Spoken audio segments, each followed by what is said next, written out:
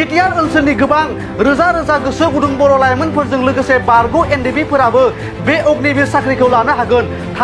खुलुमबाय लोगोफोर। साख्रि जोंनि बर' लाइमोनफोरा जुदि मोनोब्ला आंहा बहाय जेबो बुंनांगौ गैया। मोननांगौ, जानांगौ, जोंनि बर' लाइमोनफोरा मोननांगौ। आंने बे आसाम पुलिसानो जा, आसाम कामान्ड'आनो जा, BSFआनो जा, इन्डियान आर्मियानो जा, ओरैहाय गुबुन गुबुन साख्रियानो जा ना, बेखौ जुदि मोनोब्ला आंहा बुंनांगौ जेबो गैया। नाथाय बावहाय प्रमद बर'आ मा बुंदों? जाय एनडिबिफोरा एकर्ड जाखांनायनि उनाव बैसो खम, बिथांमोना मावोब्ला मावनो हागोन ना, बेफोरबायदि बाथ्राखौ बुंदों। किन्तु बिसिम थिगैनो दं, मावबा मावनो हागोन। किन्तु नोंनोथ' बुंदोंमोन ना जे साख्रिया जागोन।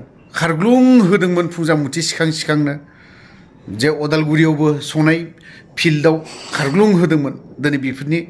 दिनै बोसोरथाम जालांबाय, बेखौथ' नोंसोरथ' होनो हायाखै दासिमबो, मावफुंहोनो हायाखै। बा आसाम पुलिसावनो जा, CRPआवनो जा, बा कामान्ड'आनो जा, जिखुनु पेरामिलिटारियावनो जा, होनो हायाखैना दिनैसिमबो। माब्ला होगोन? एनडिबिनि जाखिनि मोननांगौ खामानि दं, जाखिनि मोननांगौ मोन्थाय दं, जा मोननांगौ अधिकार दं, बेफोरखौ दिनैसिमबो फोजोबना होनो हायाखै प्रमदआ। दिनै आरो पेरामिलिटारिनि बाथ्राखौ बुंबावदों। एनडिबिनि खोथा, एनडिबि होनना बुङोब्लानो प्रमद बर'आ सैखाथारा, मोजां मोनखाथारा। एनडिबि होनना बुंबानो एलार्जि जाखाङो प्रमद बर'। बिटिआरनि CMआ एलार्जि जायोना, माबा मोनसे गाज्रि सेजानो गोनथां माथांनो। एनडिबिनि लिडारफ्रा रजत दैमारि सारानो होन बा सोरबा सासेयानो होन, बिदि गाज्रि सिख'ग्रा नङा, गाज्रि लुबैग्रा मानसि नङा। दिनै बिसोरो जुदि लुबैनाय मोनबा बै समावनो BJPआव ब्लड थांनानै जेल सिंनिफ्रायनो गेलेनो हायो। नाथाय बेफोरबायदि साननाय गैया रजत दैमारि सारनावबो। ओंखायनो पेरामिलिटारिखौ नोंथाङा जुदि होनो हायोबा, एनडिबिनिखौ डाइरेक्टनो हायोबा खालामनानै हो।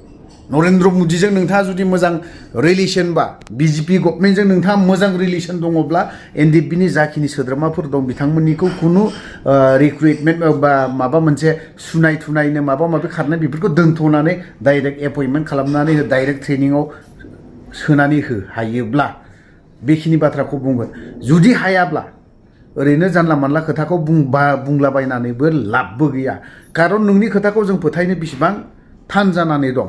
फोथायनो आंल' नङा, बर' रायजो राजायानो फोथायनो गोब्राब मोननानै दं। नोंसोरनि सरकाराव थानाय, नोंसोरजों थाफाग्रा UPPLनि सोद्रोमाफोरानो दिनैहाय, UPPLनि गिदिर गिदिर लिडारफोरानो कयेकजना दिनै प्रमद बर'खौ सिरि सिरि बुंखुमानो हमदों। मानो बुङा जानो? ओरैनो सायावल' खोथाल' होनो, खिन्थु मावनाया उल्था, खामानि मावनायफ्रा उल्था होननानै बुंनो गोनां जादों। थ' गोबां बाथ्रा बुंबाय बिथांनि प्रमद बर', जोंनि बिटिआरनि CM दैदेनगिरि, डाइनामिक लिडार, बिथांनि जाखिनि बाथ्रा बुंनाय बेखौ एसे खोनासंनानै लाग्रोदो। প্ৰি ৰিক্ৰুইটমেণ্ট ট্ৰেইনিং এইটো আজিৰ পৰা আৰম্ভ কৰা হৈছে। আৰু আমাৰ যিটো BTR একৰ্ড হৈছিলে, ইয়াত আমাৰ ex-NDBৰ যিখিনি কেডাৰ, যিসকলে বয়স আছে বা সকলে ডিফেন্সত যাব বিচাৰে, তেখেতসকলকো অলপ উদ্দেশ্য কৰি, আৰু লগতে আমাৰ অঞ্চলৰ যুৱ যুৱতীসকলক উদ্দেশ্য কৰি এই প্ৰগ্ৰামটো আৰম্ভ কৰা হৈছে। আজি টংলা, তামুলপুৰ আৰু কোকৰাঝাৰত এই প্ৰি ৰিক্ৰুইটমেণ্ট ট্ৰেইনিঙৰ এটা এৱাৰনেছ কেম্প আজি ৰখা হৈছে। আজিৰ পৰা joinindianarmy.nic.in-ত এপ্লাই কৰিব পাৰিব, আৰু কেনেকৈ এলিজিবল হয় এই কথাবিলাক এৱাৰনেছত ৰখা হৈছে। আৰু বহুত ল'ৰা ছোৱালী আমাৰ টংলাতো, তামুলপুৰতো আৰু কোকৰাঝাৰত আহিছে।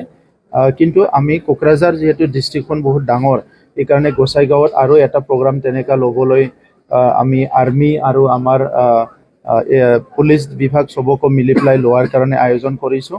আৰু চিৰাঙতো এটা কৰা হ'ব। তেনেকুৱা যিবিলাক এৰিয়াত নাই, সেই এৰিয়াবিলাকতো আমাৰ এই এৱাৰনেছ কেম্পটো আমি পাতিবলৈ চেষ্টা কৰিছোঁ। আৰু আজি মই আমাৰ ছাত্ৰ ছাত্ৰী বা যুৱ যুৱতীসকলক দেখিবলৈ পাই খুব ভাল লাগিছে। তেখেতসকলৰ বহুত উৎসাহ হৈছে। আৰু যিখিনি মিটিঙত উপস্থিত হৈছে, 99% মানে 100%, ক'ব লাগিব যে সকলোৱে মানে ডিফেন্সত যোৱাৰ কাৰণে বা আৰ্মিত যোৱাৰ কাৰণে তেখেতসকলে মানসিকভাৱে প্ৰস্তুত হৈছে।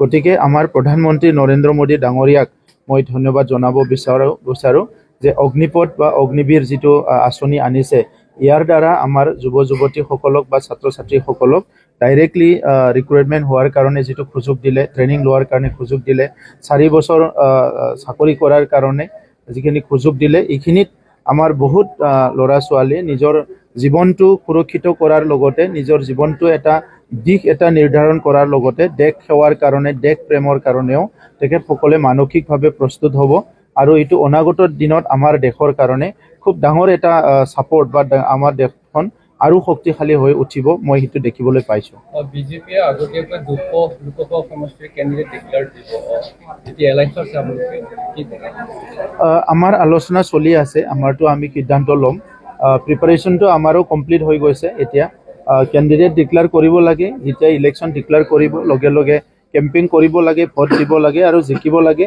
আৰু প্ৰধানমন্ত্ৰী নৰেন্দ্ৰ মোদী ডাঙৰীয়াক তৃতীয়বাৰৰ কাৰণে ভাৰতৰ প্ৰধানমন্ত্ৰী হিচাপে আমি সবে চাব লাগে এইখিনিয়ে মানে প্ৰক্ৰিয়া জিপি আৰু ইপিপিএল নিজাববীয়াকৈ সিদ্ধান্ত ল'ব পাৰিব বুলি কৈছে এইটো চিএমেও কৈছে নাই আমি আলোচনা কৰিয়ে যিহেতু এলায়েন্সত আছে নিজাববীয়া পাৰ্টিৰ কামবিলাকতো সব চলি আছে সবৰো চলি আছে নিজৰ পাৰ্টিৰ কাম কিন্তু কিছুমান সিদ্ধান্ত আমি আলোচনা কৰি নিজৰ সবৰ লগত একেলগে আলোচনা কৰি ল'ম যাতে সকলো কমফৰ্ট হয়